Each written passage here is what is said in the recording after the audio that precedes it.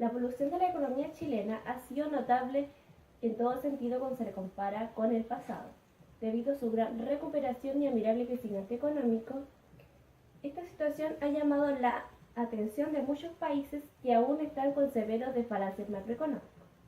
Para abordar a nuestra temática a tratar, debemos conocer los antecedentes previos a la asunción del gobierno de Salvador Allende. En este caso sería conocer la realidad de Chile antes de 1970. Por consiguiente, conocer la obra y legado de su antecesor, Eduardo Frei Montalva, saber cuáles eran sus indicativos macroeconómicos bajo su administración y cuál fue su aporte al país.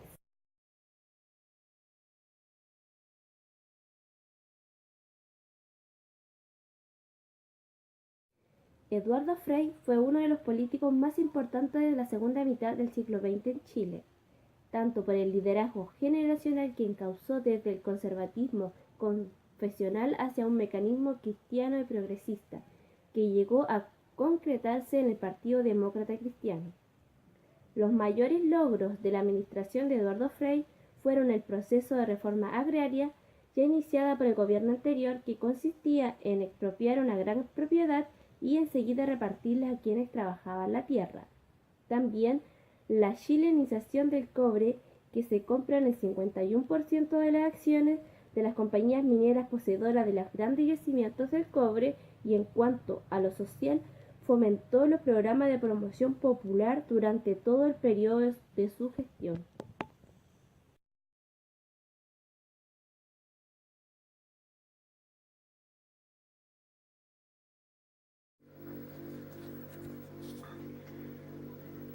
Para empezar a abordar nuestra temática, debemos conocer cuál era la realidad del mundo a finales de la década del 60 y comienzo de la década del 70. En 1970, y hace 25 años, termina la Segunda Guerra Mundial, un acontecimiento devastador que acabó con la vida de más de 100 millones de personas e incluye prácticamente el mundo completo. Europa fue el lugar central de la guerra, pero también involucró a Asia y África con diversos enfrentamientos, así como también al Océano Pacífico. Tras esto se dio inicio a la Guerra Fría, una época en la cual Estados Unidos y la Unión Soviética competían en todos los niveles, ya sea ideológico, cultural, económico, militar e incluso espacial, con diversos enfrentamientos esporádicos en puntos localizados, pero nunca en territorio estadounidense ni soviético. Durante estos 25 años han habido diversos momentos de tensión entre estos dos países, pero nunca se ha llegado a la disputa bélica directa. Algunos de los sucesos importantes son, por ejemplo, el triunfo del comunismo en China en el año 1949, la división de Alemania en dos países, con la República Democrática Alemana y la República Federal Alemana, la Guerra de Corea de 1950 a 1953, la crisis del Canal de Suez en el año 1956, el triunfo de la Revolución Cubana de Fidel Castro en el año 1959, la construcción del Muro de Berlín al año 1961, así como también la crisis de los misiles en Cuba, posteriormente la Primavera de Praga en Checoslovaquia al año 1968 y finalmente la Guerra de Vietnam al terminar la década del 60. Richard Nixon es el presidente de Estados Unidos y Leonid Brezhnev es el gobernante de la Unión Soviética. Estados Unidos durante esta década instaura la doctrina de seguridad nacional, que consistía en implantar dictaduras en los países latinoamericanos bajo su venia. En cuanto a nuestros países vecinos, tanto Argentina, Perú como Bolivia, estaban presididos por militares bajo gobiernos de facto. En cuanto al contexto económico, los principales países devastados por la guerra, tanto Alemania, Italia, Japón y también Corea, presentaron un notable crecimiento en su economía, subsanando las consecuencias económicas que había dejado el costo de la guerra, aunque con una marcada influencia de Estados Unidos en la mejora de la situación de estos.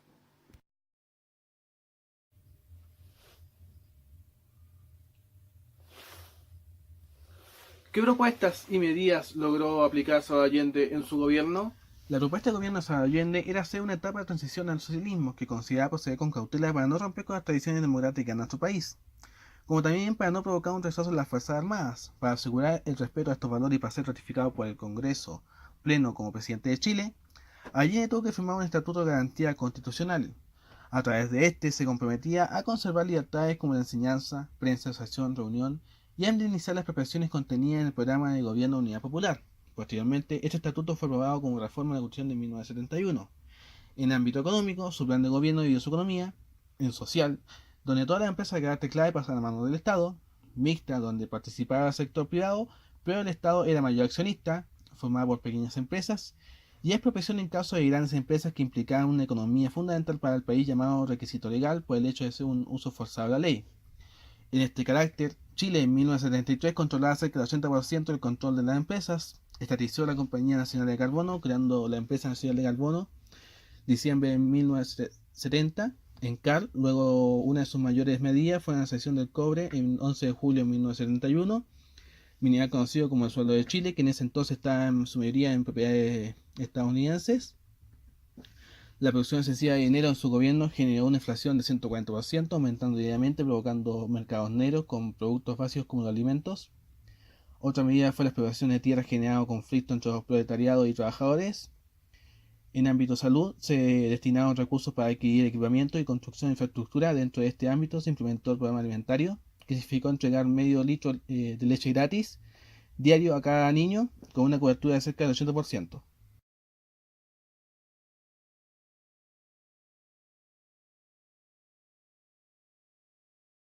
Bajo este contexto de Guerra Fría, por un lado, la Unión Soviética, con su ideología comunista que abogaba por la vía armada de tomar el poder y estatizar todo lo que esté a su alcance, con una marcada influencia en países como China, Cuba, Corea del Norte, Vietnam y los países de Europa del Este. Por el otro lado, Estados Unidos con su ideología capitalista, de libre mercado, libre competencia y menos influencia estatal, con una influencia en países como Francia, Inglaterra, Japón, Corea del Sur y algunos países de Latinoamérica, bajo dictadura de seguridad nacional.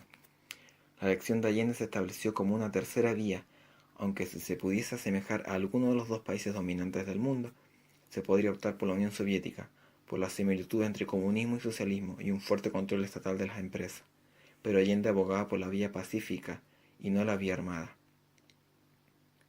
Uno de los hitos importantes del gobierno de Allende durante su mandato fue la visita del líder de la Revolución Cubana, Fidel Castro, quien simpatizaba por esta vía pacífica de llevar al socialismo al poder. Pero para el gobierno de Estados Unidos era intolerable que en su continente existiese la presencia de un eventual aliado de la Unión Soviética, y tras ello se esmeró en boicotear económicamente al gobierno de Allende a través de un bloqueo económico, cortar crédito al país y confiscar cargamentos de cobre en los puertos fines de Estados Unidos. Además, la CIA, Servicio de Inteligencia de Estados Unidos, inyectaba millones de dólares a la oposición chilena, mientras que por el otro lado, la Unión Soviética, si bien no era enemiga de Allende, tampoco se transformó en su aliado, ya que miraba solo como testigo de todas las maniobras que llevaba a cabo Estados Unidos para boicotear al gobierno. Bien. Otra nota importante a mencionar acerca de la influencia de Estados Unidos en Chile es esta nota del diario La Tercera de septiembre del 2004, en la que Estados Unidos influye implícitamente en el triunfo de Eduardo Frei Montalva. Dentro de la noticia, en este acto dice que la Democracia Cristiana, partido político de Frei Montalva, comenzó a recibir una generosa ayuda política y financiera desde Washington, con la vista puesta en las elecciones presidenciales de 1964, elección en la cual también había postulado Allende, pero el ganador resultó ser Frei Montalva. Mientras la sociedad chilena mostraba los primeros síntomas de una polarización irreversible, el candidato socialista Salvador Allende denunció una campaña del terror en su contra. Detrás de ella estaba la CIA, Policía Secreta de Estados Unidos, Servicio Secreto de Estados Unidos, que comenzaba a orquestar una agresiva operación comunicacional para desprestigiar su imagen. Entre el año 1962 y 1964, la agencia coordinó 15 operaciones encubiertas en Chile, planeadas para beneficiar a Frei Montalva y dañar al líder de la izquierda. Bien, otra nota interesante de este mismo diario, La Tercera, la que dice que al año 1970 Richard Nixon, presidente de Estados Unidos de ese entonces, decía que había que salvar a Chile con 10 millones de dólares disponibles, dinero que finalmente sí llegó a la oposición chilena. Y por último, esta misma nota del diario La Tercera, siguiendo la lógica de la primera noticia que mostré, la que se revela que la Democracia Cristiana, partido político de Eduardo Frei Montalva, recibió fondos de Estados Unidos hasta después del golpe de Estado.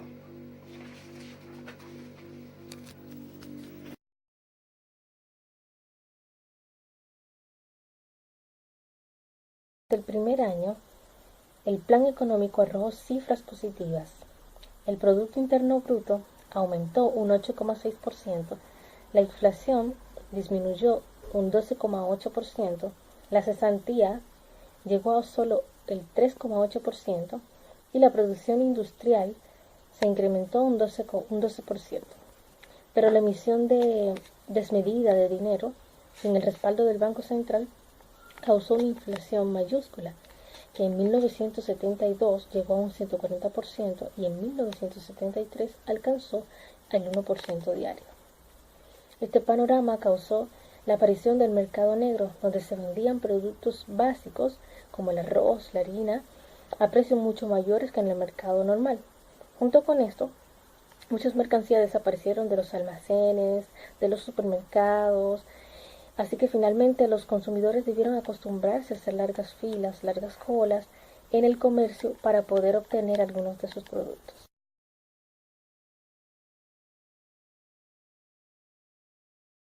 Ante los paros y protestas convocados por diferentes gremios y el clima polarizado que se vivía en el país, el 11 de septiembre de 1973 las Fuerzas Armadas efectuaron un golpe de Estado contra la administración de Allende, asumiendo una junta de gobierno compuesta por el general Augusto Pinochet, el general Gustavo Leite, comandante de jefe de la Fuerza Aérea, el almirante José Toribio Merino y el general de Carabineros. Se establece un gobierno autoritario que decreta la clausura del Congreso Nacional, el receso de los partidos políticos e instaura el estado de sitio en todo el país. El régimen militar se caracterizó por practicar una amplia recesión política, labor que estuvo en manos de la Dirección de Inteligencia Nacional desde el 1973 hasta el 1978. Esto derivó en abusos y atropellos a los derechos humanos. Miles de ciudadanos son detenidos, se producen allanamientos masivos y se cometen torturas, asesinatos, desapariciones de personas que afectan principalmente a los militantes y simpatizantes del depuesto gobierno de Allende. En este contexto, un número considerable de chilenos se refugia en embajadas extranjeras y sale del país. Económicamente se produce una pugna entre los partidos de un proyecto nacionalistas y desarrollistas y aquellos que sustentan la implementación de un esquema económico neoliberal, con énfasis en el protagonismo del desarrollo privado y el desarrollo de una estrategia de apertura del comercio exterior, la rebaja de los aranceles a la importación y a la reducción del Estado con la venta o privatización de sus empresas, dejando a este en un rol subsidiario. Son estos últimos quienes desde 1975 logran imponer su proyecto económico, el que se aplica en Chile de manera extensiva y sin contrapesos, en vista de la desaparición de toda oposición. Asimismo, se instaura una legislación acorde, destacando la promulgación del Plan Laboral, conjunto de textos legales que establecen el nuevo modelo normativo de las relaciones laborales, restringiendo fuertemente el poder de los sindicatos y las materias de negociación. La implementación de la política económica de los denominados Chicago Boys logra frenar la inflación y da un importante impulso a las exportaciones de productos primarios, permitiendo asimismo el acceso a una variada gama de productos importados. Por otro lado, significa un duro golpe a la industria nacional, la que se ve sumergida en una aguda crisis desde la segunda mitad. ¿La situación social económica de Chile a finales de los años 70 y a comienzos de los años 80?